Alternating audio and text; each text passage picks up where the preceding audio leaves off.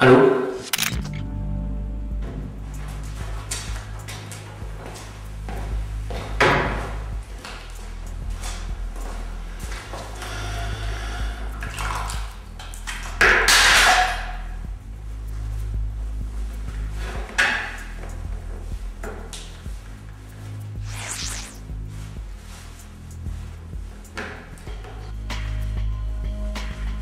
Excusez-moi, on peut savoir ce que vous faites? Monsieur... Allô, allô, allô? Allô? Et... Très aimable, mais... pas très intime. C'est un peu gênant en plus. On peut savoir où on est là?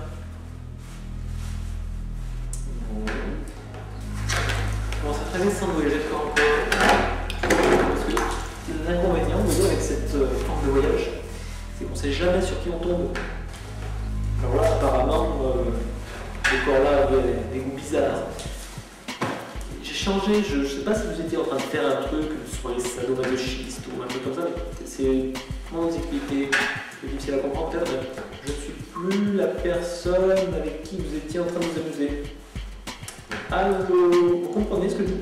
Peut-être que vous parlez pas français. Voilà qui est tombé dedans, tiens. Vous pouvez parler. Ça commence à devenir gênant.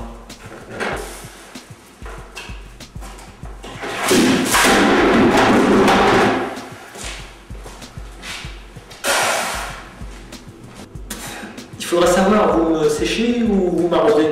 Non, parce que là, je voudrais pas dire, comme tortionnaire, on dirait que vous savez pas bien ce que vous faites.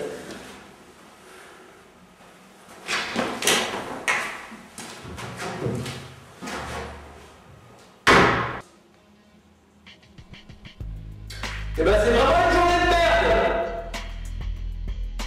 Il faut revenir maintenant! Au secours! Monsieur le tortionnaire!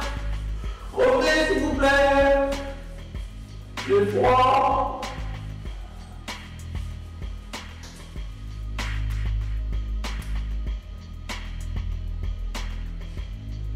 Et si j'essayais de m'évader?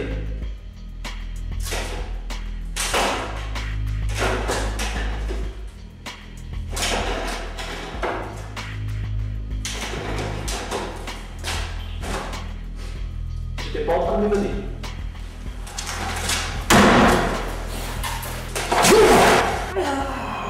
C'est vraiment une journée de merde aujourd'hui.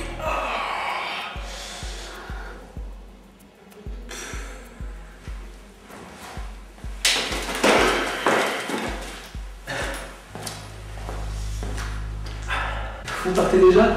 On commence seulement à faire connaissance, c'est dommage. Allô? Oh! Youhou!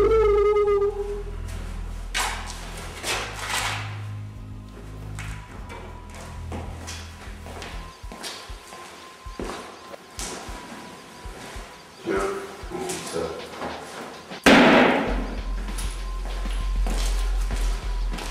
Ah ouais, t'es attaché. C'est emmerdant. Écoute-moi bien, je te les enlève, mais si tu essaies de t'enfuir, on refait les préliminaires. Ok.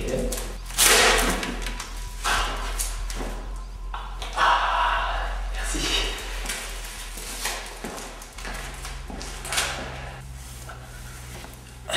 Vous savez, vous et moi, je crois qu'on est partis sur une mauvaise base. C'est qu'un problème de communication. Je suis sûr qu'on gagnerait à communiquer. Peut-être que vous pourriez m'expliquer pourquoi on est ici et pour combien de temps.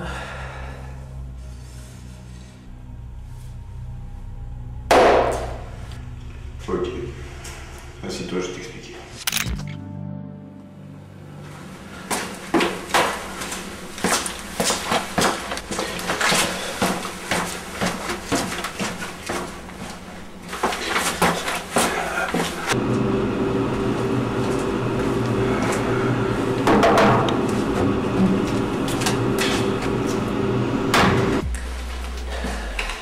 On a un gros problème. Je viens de recevoir un appel de mon moi alternatif. Enfin, je crois. On n'aura pas le temps. Allez, c'est bon, je me casse.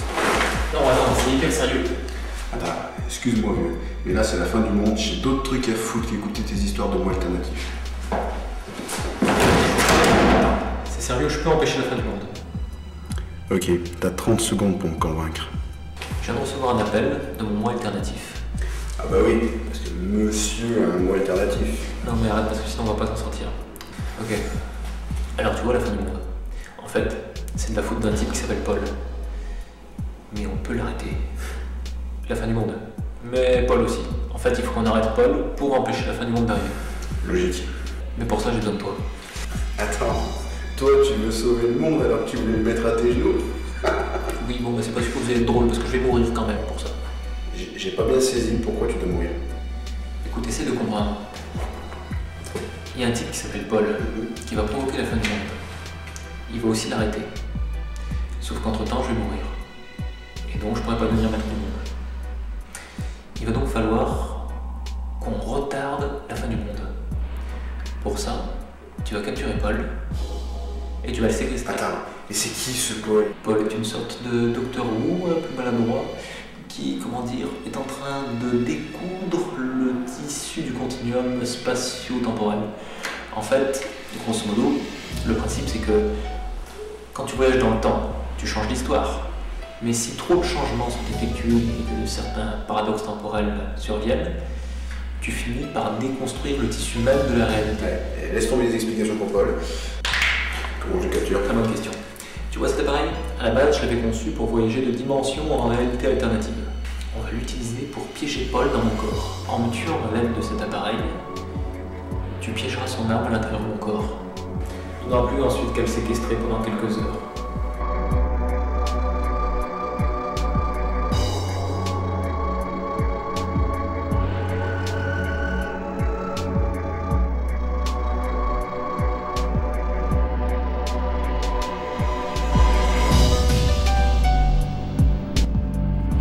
Alors écoute Paul, voilà ce qui va se passer.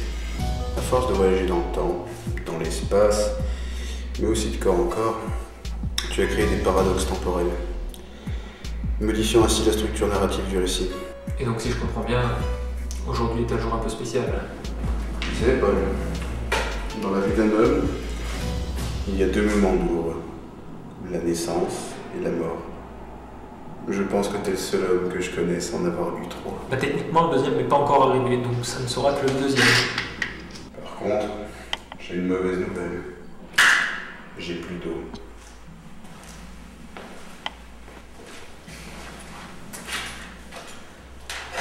Bien. Je suppose que si c'est le seul moyen de me renvoyer dans mon corps d'origine. Allons-y alors. Mais soyons brefs. Salut Paul.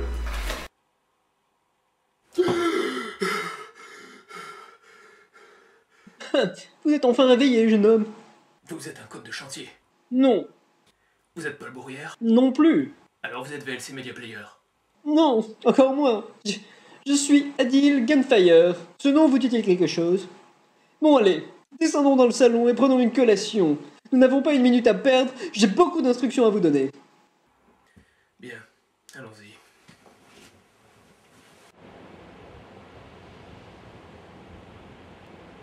Bien, je vais vous demander deux choses. Tout d'abord, envoyez le corps de ce cône en 2028. Là, il pourra y vivre son destin de cône, trafic cône en anglais. Et moi, envoyez mon esprit en 2011, là où vous l'avez pris, dans cette trajectoire à travers l'espace. Êtes-vous sûr que c'est la meilleure solution? Pour qui vous vous prenez à douter de mes ordres comme ça? Pour Mozart? Oh, Mozart, c'est moi! Ah, non, non, je suis Adil Gunfire. Ça n'en vous dit quelque chose? Bonne chance. Bon, il me reste encore une petite chose à faire.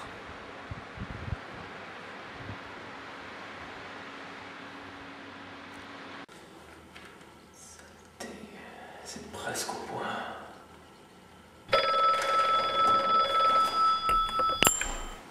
Allô? Allô, moi? C'est toi, Quoi? ton double alternatif.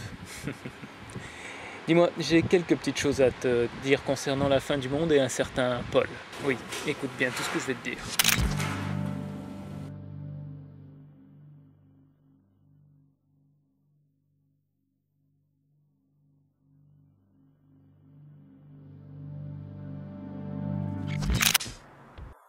Oh, Candice, regardez! Un cône de circulation! Quoi? Bah, un cône de circulation.